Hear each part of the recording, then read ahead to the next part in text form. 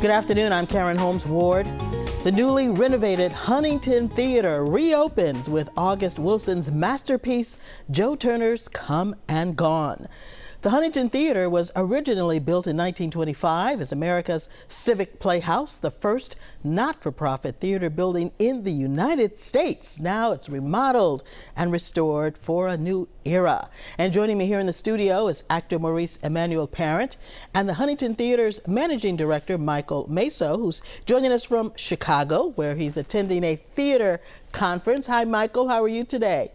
I'm terrific. Glad to be here. So tell us about the $50 million transformational renovation and modernization of this historic Huntington Theater.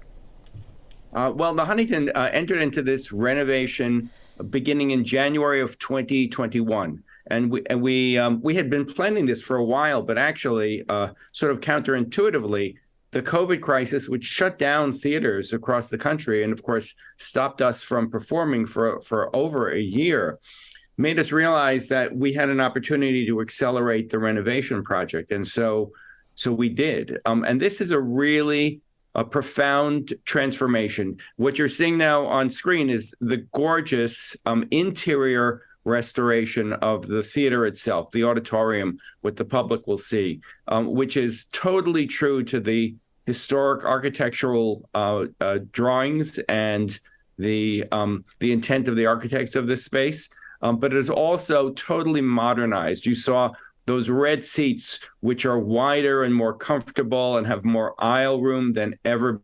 There's better lighting, there's better acoustics, and there's better opportunity on stage for the artists, better equipment, so that we can raise the game on our art and audiences can have a better experience in every way. It's a beautiful space, and I know you had the grand reopening this past week. Michael, we talked about the theater reopening with Joe Turner's Come and Gone. This isn't the first time that the Huntington has produced this play. The first time was in 1986, starring a young Angela Bassett and Delroy Lindo before they became Hollywood stars. Why this play? Why did you choose this play by August Wilson? We chose this play because it was it's a celebration of the most impactful relationship with an artist the Huntington ever had, and that's our 20-year relationship with August Wilson. We've produced all of August's plays, and we realized that this was a way of saying that this was a return to tradition, and yet in a way that launches a new era. And Joe Turner, I think you said it before, it is a masterpiece of a play. It is a play that will be produced for hundreds of years. And we wanted to restore, our audiences, we have a lot of loyal audiences, but the only people who've seen Joe Turner at the Huntington were seeing it in 1986, 36 years ago, and thought it was highly appropriate to return to August's canon with this beautiful piece of theater. So for those who have not seen it, Joe Turner Come and Gone takes place in 1911, 48 years after the Emancipation Proclamation, which legally liberated all slaves in the Union. And Maurice, I want to turn to you. You play Seth Holly, the hardworking and practical owner of the boarding house featured in the play. Tell us about your character and the role. I love this man. I love this play, and I love getting to play this man. You know, the beauty of August Wilson's work as a black actor is you are connecting with a character, but you're connecting with family. So Seth Holly is really an amalgam of so many black men that have been in my life and in my in my family, the good and the bad. So he owns this boarding house. He is based in the Hill District of Pittsburgh, and he was born in the North, but he has a lot of people who are coming as part of that great migration from the South up to the North. So he's married to a wonderful woman named Bertha, and he's sort of the leader of the found family that gathers around that boarding house. Now, you mentioned the Great Migration. Talk about some of the other themes in the play that are relevant today. Ooh, so many.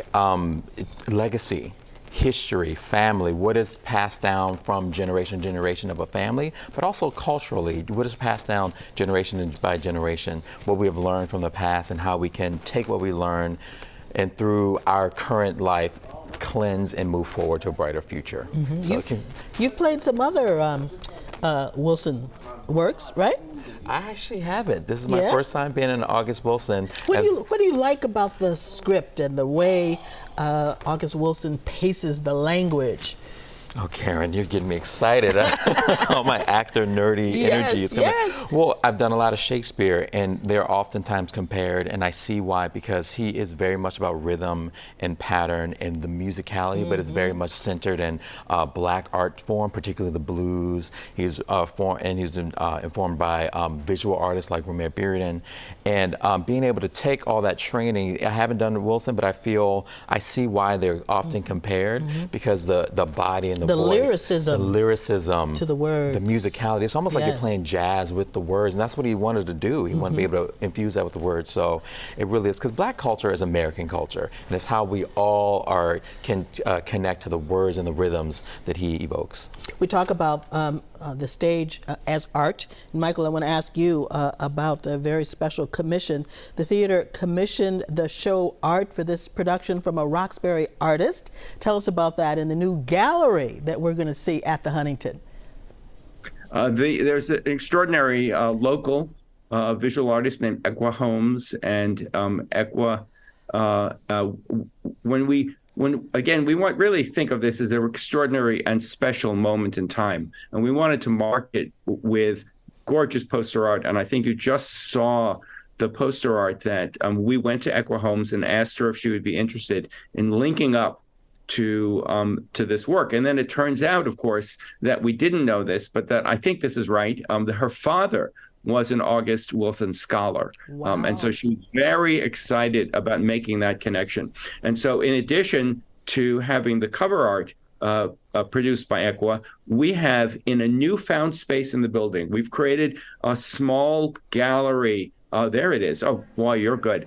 A small gallery of a new space, and we have created a show of Equa's work, which will run consistent with the run of Joe Turner.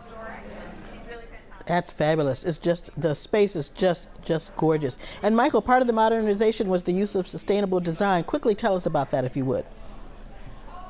I mean, it is a much more energy efficient space. All the electrical lights. One of the things we did was we have restored dozens of gorgeous star-shaped antique lighting fixtures, chandeliers, pieces of really great craftsmanship that we sent out to restorers to bring back to life. And all of these are now, though, powered by LED chips to be more efficient. We're using much less water. We're using much less electricity. It's just a step in the way of our city and our state's desire, all of our desire to use less energy as we move forward. We're going to close out this segment, Michael, with Maurice, and I just want to ask you, what for you is special about being in this space? Being in this space means so much. I'm getting a little emotional because as an actor who's dedicated most of their career to this area, this theater has meant so much to me personally, meant so much to us as arts makers, and meant so much to the community. And being able to be a part of this show that connects to the past and people like August Wilson, but also, the people you mentioned earlier, Delroy Lindo, Angela Bassett, all those people. Being able to say that I am part of this legacy now as a Wilsonian actor it's beyond words. Beyond words. Okay, thank you, Maurice, for being here. Maurice Emmanuel Parent, Michael Meso, thanks for joining us from Chicago. Joe Turner's Come and Gone opened this weekend at the Huntington Theater. It runs through November 13th, and tickets are still available. Up next, the true story of twin sisters who only communicated with one another is in the movie theaters. We sit down with the stars of The Silent Twins next on Cityline.